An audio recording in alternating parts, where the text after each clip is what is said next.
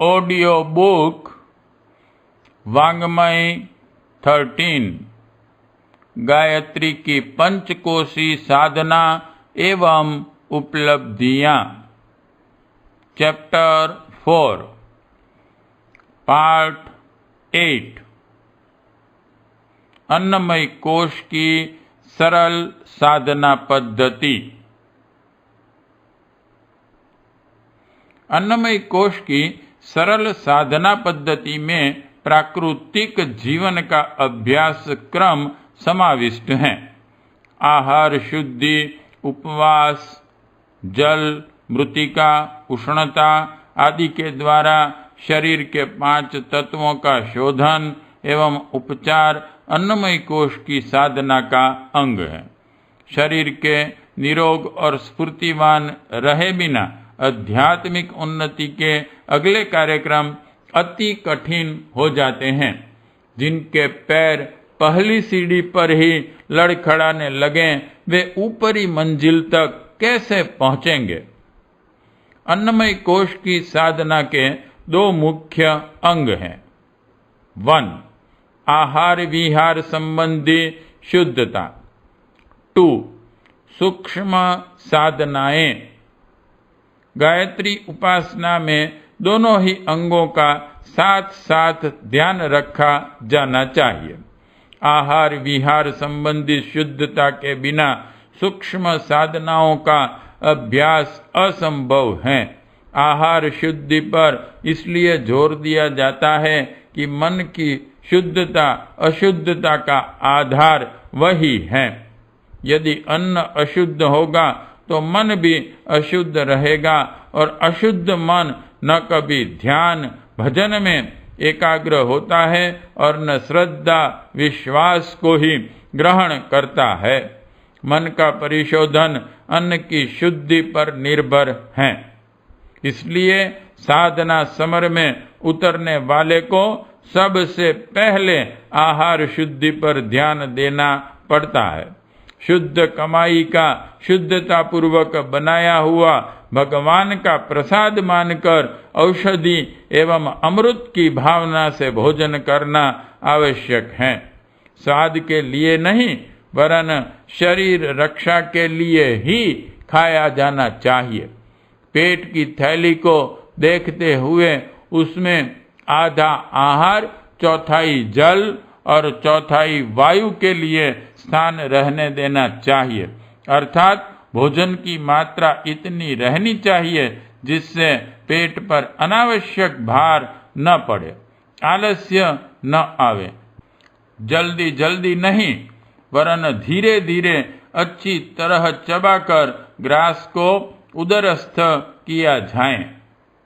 यह सब बातें जान लेना ही पर्याप्त नहीं वरन लाभ तभी है जब अभ्यास में लाया जाए। अन्न से मन बनता है। जैसे संस्कारों का अन्न खाया जाता है, मन की प्रवृत्ति वैसी ही बन जाती है। मन को शुद्ध, संयमी, स्थिर और सन्मार्गगामी बनाने का प्रधान उपाय अन्न पर संयम करना है। अभक्ष्य खाने वाले, मांस, मदिरा, नशेबाजी में ग्रस्त मनुष्य आत्म कल्याण के मार्ग पर दूर तक चल सकेंगे, यह संदिग्ध है। जिह्वा को चटोरापन मन में उसी प्रकार चंचलता उत्पन्न करता है जिस प्रकार तेज हवा चलने से जलाशय में लहरें उठने लगती हैं। अनीति की कमाई की रोटी खाने वाला वह आंतरिक स्वच्छता कैसे प्राप्त कर सकेगा जिसमें भगवान का विराजमान हो सकना संभव होता है। साधना का प्रथम चरण अन्न की शुद्धि है। दूध, मलाई खाकर शरीर मोटा हो सकता है, पर मन को निर्मल बनाने के लिए अन्न में सात्विकता की आवश्यक मात्रा का मिला होना आवश्यक है। अस्वाद व्रत एवं उपवास आत्मिक साधना के आवश्यक अंग हैं। एक सप्ताह में 2 दिन नमक शक्कर छोड़कर अस्वाद व्रत रखना चाहिए। ये दिन गुरुवार और रविवार रखे जा सकते हैं। साधनात्मक दृष्टि से इन दोनों दिनों का विशेष महत्व है, पर जिन्हें किसी कारण से इन दिनों में असुविधा हो वे सुविधानुसार अन्य दिवस भी चुन सकते हैं। साधक के भोजन में एक समय एक साथ अनेक प्रकार की वस्तुएं न होनी चाहिए। हर वस्तु का पाचन काल न्यूनाधिक होता है। इनके लिए पाचक रसों की आवश्यकता भी अलग अलग प्रकार की रहती है। यदि अनेक प्रकार के व्यंजन बनाकर एक साथ खाए जाएंगे तो उसका हाल उस खिचड़ी जैसा हो जाएगा जिसमें आधा घंटे से लेकर 6 घंटे तक पकने वाली चीजें इकट्ठी करके पकाई जा रही हैं। इनमें से कुछ चीजें कच्ची रह जाएगी। जिस थाली में अनेकों कटोरियां होंगी, अनेकों व्यंजन परोसे गए होंगे, वह स्वास्थ्य की दृष्टि से खाने वाले के लिए उस बड़ी संख्या के अनुपात से ही हानिकारक होगी। संत महात्मा बहुधा एक ही वस्तु खाते हैं। यदि कई प्रकार की चीजें उन्हें खानी पड़े तो आपत्ति धर्म की तरह उन सब को इकट्ठी करके उनकी संख्या एक कर लेते हैं और अनेक स्वादों को नष्ट कर एक ही स्वाद बना लेते हैं। इस आदर्श के पीछे शारीरिक और मानसिक स्वास्थ्य के सुधार का एक बड़ा ही महत्वपूर्ण तथ्य सन्निहित है। भोगों को, स्वादों को सीमित करना मन को वश में करने का इंद्रिय निग्रह का एकमात्र उपाय है। भोजन में जितने अधिक प्रकार वस्तुओं का समावेश किया जाएगा उतनी ही पाचन क्रिया खराब होगी, उतना ही खर्च बढ़ेगा और उतना ही मन चंचल होगा। इसलिए संयम का अवलंबन करते हुए ही साधना पथ के पथिक को अग्रसर होना पड़ता है। चटोरा व्यक्ति मन को कभी संयम में ला सकेगा, इसमें संदेह ही है। जिनकी आर्थिक स्थिति थोड़ी सुधरी हुई है वे आमतौर से भोजन की शान इस बात में समझते हैं कि उसमें कितनी ही कटोरियां सजी हुई हों, कितने ही प्रकार के शाक, दाल, भात, रायते, अचार, चटनी, पापड़, मिठाई, पकौड़ी, नमकीन आदि के कितने ही तरह के स्वाद उन्हें पसंद लगते हैं। शान और शेखी खोरी को हमें चटोरेपन और असंयम का, विलासिता और चंचलता का चिन्ह मानना चाहिए। सादगी ही सभ्यता का चिन्ह माना गया है। यह सादगी भोजन में भी रहनी ही चाहिए। अन्नमय कोश का परिशोधन करने की उच्च स्तरीय गायत्री साधना का हमारा प्रथम प्रयास ही लड़खड़ाने लगेगा। यदि इतना भी न बन पड़ा तो आगे जो कठिन तपश्चर्याएं करने का अवसर प्रस्तुत होगा तो उसे किस प्रकार किया जा सकेगा। भोजन में 2 वस्तुएं रहना पर्याप्त हैं, एक खाने की वस्तु, दूसरी लगाने की। रोटी शाक, रोटी दाल, भात व दाल जैसी किन्हीं 2 वस्तुओं का जोड़ा मिला लेने से एक खाने की प्रधान वस्तु और दूसरी सहायक का जोड़ आसानी से बन जाता है। हर भोजन में वस्तुएं बदली जा सकती हैं, पर उनकी संख्या 2 ही हो। जिस प्रकार पति और पत्नी 2 तक ही काम सेवन की मर्यादा सीमित रहती है, उसी प्रकार स्वाद सेवन के लिए भी 2 का जोड़ा पर्याप्त है। कोई यह न सोचे कि इसका स्वास्थ्य पर कुछ बुरा असर पड़ेगा। इससे पाचन क्रिया तो सुधरेगी ही, मन भी बहुत संयमी बनेगा। संयमी मन जितना पारलौकिक सद्गति के लिए आवश्यक होता है, उतना ही लौकिक समृद्धि और सफलताएं उपलब्ध करने के लिए भी उपयोगी हैं। चंचलता मिटाकर एकाग्रता उत्पन्न करने के लिए यदि इतना त्याग करना पड़ता है, तो उसे कोई बहुत बड़ी बात नहीं मानना चाहिए।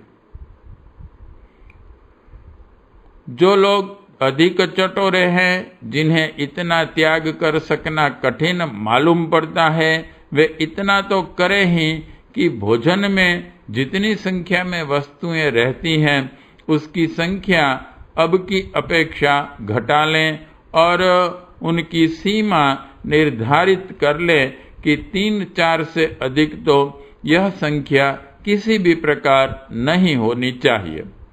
अन्नमय कोश की साधना को एक सप्ताह में 2 दिन नमक शक्कर छोड़कर अस्वाद व्रत का पालन, और 2 भोजन में एक बार में खाद्य वस्तुओं की संख्या 2 तक सीमित रखना, यह 2 जरूरी बातें हैं। दुर्बल मनोभूमि वाले एक सप्ताह में एक बार अस्वाद व्रत रखते हुए और भोजन में वस्तुओं की संख्या 3 या 4 रखते हुए भी धीरे धीरे आगे बढ़ सकते हैं। अन्न के साथ साथ जल की शुद्धता का भी ध्यान रखा जाना चाहिए। ग्रहण करने की शक्ति जल में अन्न से भी अधिक रहती है। यदि तमोगुणी स्थिति का जल प्रयोग किया जाए तो उससे साधना क्रम में बाधा ही पड़ेगी। सामूहिक जल पात्रों में जहाँ हर कोई मनमाने ढंग से बिना हाथ धोए पानी भरता पीता है, कांच के गिलास बिना मांजे धोए काम में लाए जाते रहते हैं, वहाँ तभी पानी पीना चाहिए जब उसके बिना काम न चलता हो। होटलों की चाय दूहरी हानि पहुंचाती है। चाय का नशा तो हानिकारक है ही, होटलों की गंदगी उसमें गिलोय नीम चढ़ी की उक्ति चरितार्थ करती है। शराब, भांग जैसे नशीले पेय आत्म कल्याण के इच्छुकों को त्यागने ही पड़ते हैं। धुआं पीना भी अन्न में माना जाएगा। तमाकू, खाना पीना, गांजा, चरस, मदक आदि भले ही धुएं या उत्तेजना के रूप में ही क्यों न हो, हमारे जीवन कोशों और मस्तिष्कीय कोष्ठकों में प्रवेश करके तमोगुण उत्पन्न करते हैं और यह तमोगुण आत्मिक प्रगति के मार्ग में एक भारी बाधा बनकर खड़ा रहता है। नशेबाजी से हमें बचना ही चाहिए, भले ही वह बीड़ी पीने जैसी छोटी सी ही क्यों न हो। इस वर्ष हमें नशेबाजी और अशुद्ध जल के प्रयोग को बंद करने का प्रयत्न करना चाहिए। जिन्हें यह बुरी आदतें पड़ गई हों, उन्हें उसे छोड़ना चाहिए। एक साथ न छूट सके तो इनका उपयोग आधा तो तुरंत ही कर देना चाहिए। उपवास का क्रम भी सप्ताह में 1 दिन रखना चाहिए। प्रारंभ में 15 दिन में 1 दिन या सप्ताह में आधा दिन का उपवास रख सकते हैं। उपवास के दिन जल पर्याप्त मात्रा में ग्रहण करना आवश्यक है। इसके साथ नींबू या शहद मिलाकर ले सकते हैं। जिन्हें दुर्बलता प्रतीत होती है, उन्हें शहद का प्रयोग लाभ पहुंचाएगा। नींबू से पाचन संस्थान की सफाई में सहायता मिलेगी। एनिमा के प्रयोग का भी क्रम बांधा जा सकता है, किंतु एनिमा प्रत्येक उपवास में लेने की सरलता नहीं। महीने या 2 महीने में एक बार ले लेना पर्याप्त है। विहार संबंधी शुद्धता में निरालस्यता और ब्रह्मचर्य प्रमुख है। शरीर के ओज एवं पोषण को कम से कम नष्ट करने पर ही आंतरिक शक्ति में अभिवृद्धि संभव है। समय का एक क्षण भी बर्बाद न करना, निरंतर काम में लगे रहना, प्रातः काल दिनचर्या बनाकर उसे पूरा करने में मशीन की तरह लगे रहना तथा उपासना का नियमित क्रम सदैव निभाना, ये साधक के आवश्यक कर्तव्य है। आहार विहार की शुद्धता तथा उपासना की नियमितता से अन्नमय कोश की साधना आगे बढ़ती है और व्यक्ति स्वस्थ, शक्ति संपन्न, स्फूर्तिमान बनता है।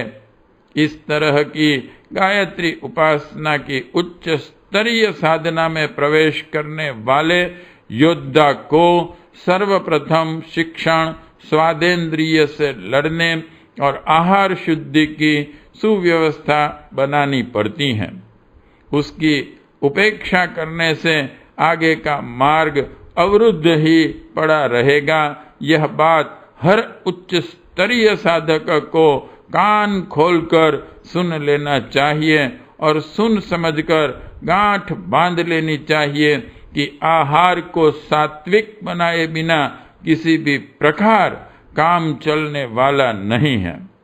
जो साधक मिष्टान, पकवान और माल मलाई विपुल परिणाम में चरते रहते हैं, उन्हें वासनाएं ऐसे ही पथ पर भ्रष्ट कर लेती हैं जैसे मुर्गे की गर्दन को बिल्ली मरोड़ कर रख देती हैं। ऐसे साधकों को पग पग पर आलस प्रमाद सताता है और वासना तृष्णा की मृग मरीचिका उन्हें निरंतर भ्रमाती भटकाती रहती हैं। अन्नमय कोश की साधना का प्रारंभिक कदम इंद्रिय निग्रह है। यो ज्ञानेन्द्रियां 5 मानी जाती हैं, पर उनमें 2 ही प्रधान है, एक स्वादेंद्रिय, 2 कामेंद्रिय। इनमें से स्वादेंद्रिय प्रधान है। उसके वश में आने से कामेंद्रिय भी वश में आ जाती हैं। जीभ का स्वाद जिसने जीता वह विषय वासना पर भी अंकुश रख सकेगा। चटोरा आदमी ब्रह्मचर्य से नहीं रह सकता, उसे सभी इंद्रियां परेशान करती हैं। विशेष रूप से काम वासना तो काबू में आती ही नहीं। इसलिए इंद्रिय निग्रह की तपश्चर्या स्वाद को, जीभ को वश में करने से आरंभ की जाती है। आरोग्य ही नहीं, मन को वासना सख्त होने से रोकने की दृष्टि से भी यह आवश्यक है कि स्वादेंद्रिय पर अंकुश लगाया जाए। इस दृष्टि से नमक और मीठा दोनों को ही छोड़ देना अच्छा रहता है। यह निराधार भय है कि इससे स्वास्थ्य खराब हो जाएगा। सच तो यह है कि इस संयम से पाचन क्रिया ठीक होती है, रक्त शुद्ध होता है, इंद्रियां सशक्त रहती हैं, तेज बढ़ता है और जीवन काल बढ़ता है। इनसे भी बड़ा लाभ यह है कि मन काबू में आता है। चटोरेपन को रोक देने से वासना पर जो नियंत्रण होता है वह धीरे धीरे सभी इंद्रियों को वश में करने वाला सिद्ध होता है। जिस प्रकार 5 ज्ञानेन्द्रियों में स्वादेंद्रिय और कर्मेंद्रिय ही प्रबल हैं, उसी प्रकार स्वाद के 6 रसों में नमक और मीठा ही प्रधान है। चटपटा, खट्टा, कसेला आदि तो उनके सहायक रस मात्र है। इन 2 प्रधान रसों पर संयम प्राप्त करना 6 रसों की त्यागने के बराबर ही है। जिसने स्वाद और काम प्रवृत्ति को जीता, उसकी सभी इंद्रियां वश में हो गई। जिसने नमक मीठा छोड़ा, उसने 6 रसों को त्याग दिया, ऐसा ही समझना चाहिए। मन को वश में करने के लिए यह संयम साधना हर साधक को किसी न किसी रूप में करनी होती है। संक्षेप में इस संदर्भ में निम्नलिखित दिशा निर्देशों को ध्यान में रखते हुए साधना मार्ग पर चलने वालों को अपनी परिस्थिति एवं सुविधा का ध्यान रखते हुए कार्य पद्धति निर्धारित करनी चाहिए। 1. सप्ताह में एक उपवास रखा जाए। यदि मात्र जल पर रह सकना कठिन पड़े तो दूध, छाछ, दही, फलों का रस, शाक का रस जैसे प्रवाही पदार्थों से काम चलाया जाए। इतने में भी कठिनाई पड़े तो एक समय अन्न आहार, एक समय रसाहार की व्यवस्था बना ली जाए। 2. समय समय पर नियत अवधि के लिए अस्वाद व्रत का पालन करते रहा जाए। नमक और शक्कर दोनों को छोड़कर फीका भोजन करना ही अस्वाद व्रत है। आवश्यक नमक और शक्कर की पर्याप्त मात्रा हमारे स्वाभाविक आहार में रहती ही है। बाहर से नमक, शक्कर, मसाले आदि का प्रयोग स्वाद के लिए किया जाता है। इनमें स्वास्थ्य रक्षक कोई तत्व नहीं है, अस्तु अस्वाद व्रत पालन से स्वादेंद्रिय को ही असुविधा होती है। स्वास्थ्य की दृष्टि से तो इस अवांछनीय दबाव के हटने पर लाभ ही रहता है। 3. साधक को 2 बार से अधिक भोजन तो नहीं ही करना चाहिए। बीच बीच में खाते रहने की आदत न डाली जाए। प्रातः काल और तीसरे प्रहर दूध, छाछ, क्वाथ, नींबू, शहद जैसे द्रव पदार्थ भर लिए जा सकते हैं। 4. एक समय अन्नाहार, एक समय शाकाहार, फलाहार आदि पर रहा जा सके तो भी उत्तम है। 5. अपने हाथ से भोजन बनाया जा सके तो सर्वोत्तम, अन्यथा सुसंस्कारी स्वजनों के हाथ का बना परोसा भोजन ही ग्रहण किया जाए। शारीरिक और मानसिक दृष्टि से रुग्ण कुसंस्कारी लोगों का पकाया परोसा भोजन न लिया जाए। पात्रों की स्वच्छता का ध्यान भी रखा जाए। बाजार की बनी वस्तुओं से यथासंभव बचा जाए। बाहर जाना पड़े तो फल, सत्तू, चना जैसे चवैना पदार्थों पर गुजारा किया जाए जिनमें व्यक्ति संस्कार अधिक न पड़े हों। 6. मांस, अंडा, जीव शरीरों से बनी औषधियां, शराब, तंबाकू आदि नशीली वस्तुएं ग्रहण न की जाएं। मसालों की आदत जितनी घटाई जा सके घटानी चाहिए। 7. पेट ठूस ठूस कर न भरा जाए। उसे जल और वायु के लिए 1/3 खाली रखने दिया जाए। कड़ी भूख लगने पर ही कुछ खाया जाए। यदि भूख न लगी हो तो उस समय का भोजन टाल दिया जाए। उतावली न की जाए। ग्रास को पूरी तरह चबाने के बाद ही गले से नीचे उतरने दिया जाए। 8. थाली में कटोरियों की संख्या न बढ़ने दी जाए। खाद्य पदार्थों की संख्या अधिक न हो। रोटी, शाक, दाल, चावल जैसे 2 की संख्या तो खाद्य पदार्थों की संख्या रहें तो ठीक है। उन्हें अदलते बदलते रहा जा सकता है। अधिक जायके, अधिक पदार्थ भोजन में न बढ़ने पाए, यही उचित है। 9. खिचड़ी या दलिया, दाल, शाक डालकर पकाया जाए और उसमें ही दही आदि मिला लिया जाए तो यह आहार साधक के उपयुक्त, सस्ता, सात्विक, सरल और हर दृष्टि से उपयोगी हो सकता है। इस पर भली प्रकार गुजर हो सकती है। 10.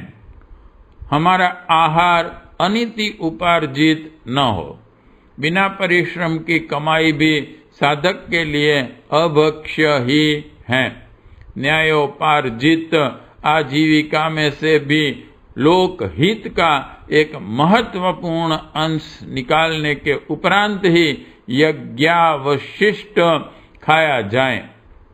5 महायज्ञों को नित्य कर्म में इसी का स्मरण करने की दृष्टि से समावेश किया गया है। यह साधक का एक पक्ष ही है। वस्तुतः यह मन को स्वस्थ, निरालस्य और ब्रह्मचर्य संकल्प से ओतप्रोत बनाने के लिए है। आहार शुद्धि से स्वतः मन उसके लिए स्फूर्त होता है, पर पूर्व अभ्यास के कारण कभी विकार उठें तो उन्हें हठात रोका जाए और मन को अधिकाधिक आत्म विकास की ओर उन्मुख रखा जाए। 11. अन्नमय कोश के शोधन का दूसरा व्रत कुछ दिन बाद यह लेना चाहिए कि सप्ताह में 1 दिन अथवा कम से कम एक समय उपवास किया जाए। अब तक अस्वाद व्रत ही पर्याप्त माना जाता था, उपवास अनिवार्य नहीं था, पर अब इसमें क्रमशः उच्च स्तरीय साधकों को सप्ताह में 1 दिन या एक समय उपवास भी करना चाहिए। 12. ब्रह्मचर्य के संबंध में अपेक्षाकृत हर वर्ष कुछ कड़ाई बढ़ाते ही चलना चाहिए। गृहस्थ होते हुए भी साधकों को अधिकाधिक ब्रह्मचर्य का पालन करना चाहिए। इससे आत्मबल बढ़ता है, स्वास्थ्य सुधरता है, मानसिक शक्ति एवं बुद्धि में तीव्रता आती है, दीर्घ जीवन सुलभ होता है और संतान की संख्या बढ़ने से परिवार का अर्थ संतुलन बिगड़ने से बच जाता है। पत्नी की सबसे बड़ी सेवा यही हो सकती है कि उसे अधिकाधिक ब्रह्मचर्य से रहने देकर निरोगिता एवं संतान पालन के असह्य भार से बचने का लाभ प्राप्त करने दिया जाए। इस सुविधा के प्राप्त होने पर ही वह पति तथा परिवार की अधिक सेवा कर सकने में समर्थ हो सकती हैं। ब्रह्मचर्य की लंबी मर्यादाएं पालन करने वाले, असंयम से बचे रहने वाले पति पत्नी ही सुयोग्य संतान उत्पन्न कर सकते हैं। युग निर्माण के उपयुक्त नई पीढ़ी को जन्म देने के लिए यह आवश्यक है कि गृहस्थ में भी वासनात्मक संयम को कड़ाई से पालन किया जाए और इंद्रिय निग्रह की अवधि अधिकाधिक लंबी बनाई जाती रहे। गायत्री उपासना में संलग्न पति पत्नी स्वाध्याय और परस्पर विचार विनिमय द्वारा भावनात्मक उत्कर्ष करते रहें। साथ ही पारमार्थिक कार्यों में भी आवश्यक अभिरुचि लेते रहें तो उनके शरीरों में वे तत्व उत्पन्न हो सकते हैं जिनके कारण नर रत्नों को जन्म दे सकना संभव होता है। हमारी हार्दिक इच्छा है कि गायत्री परिवार के सदगृहस्थों के यहाँ उच्च कोटि की आत्माएं जन्म लें। युग निर्माण के लिए बड़ी ही विभूतियों की आवश्यकता पड़ेगी।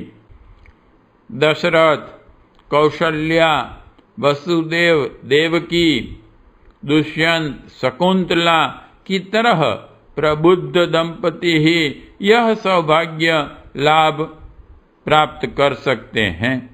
पंचकोशी गायत्री उपासना में अन्नमय कोश को अनावरण करने का प्रयत्न करते हुए साधक यदि ब्रह्मचर्य को अधिकाधिक महत्व देते रहें और अपने साथ ही पत्नी का आत्मिक स्तर ऊंचा उठाने का प्रयत्न करते रहें तो गायत्री माता के अन्य वरदानों के साथ यह वरदान भी मिल सकता है कि इतिहास में अपना और अपने पिता माता का नाम अमर करने वाली सुसंतति उन्हें प्राप्त हों। पाठ 8 समाप्त।